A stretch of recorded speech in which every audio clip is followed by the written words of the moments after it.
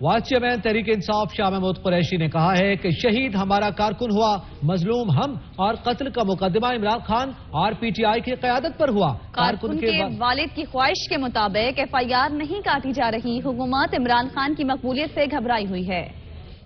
آپ جتنا ان پر انتقامی کارروائی کرتے ہیں ان کا عزم اتنا پختہ ہوتا چلا جا رہا ہے۔ الحمدللہ عوام کی مقبولیت اتنی بڑھ رہی ہے۔ آج زمان پاک میں دیکھیں تو تعداد لوگوں کی بڑھ گئی ہے، کم نہیں ہوئی۔